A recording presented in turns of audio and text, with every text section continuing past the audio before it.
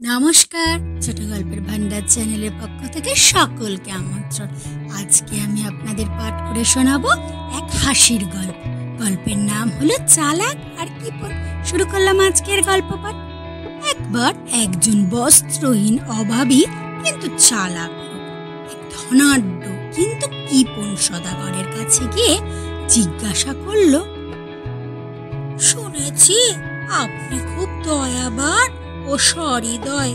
এও শুনেছি যে আপনি দান খয়রাতে দরাজ দিল ও মুক্ত হস্ত।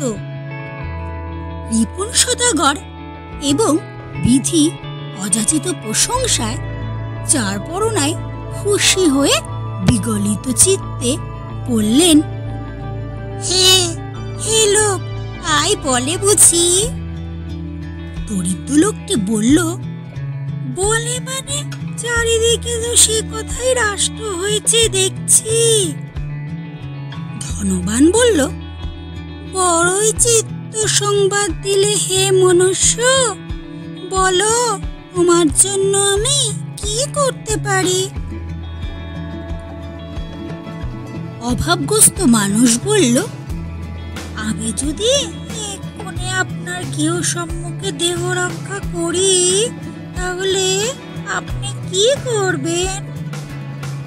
ধনবান ব্যক্তিটি বলল, তোমার মৃতদেহ সদ্গতি করাই আমার কাজ হবে।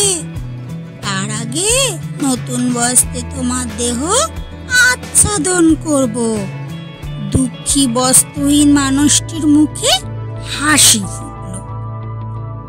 সে বলল, এই তো মহাপুরুষের মতন কথা। আল্লাহ আপনাকে কল্যাণ দান করুক।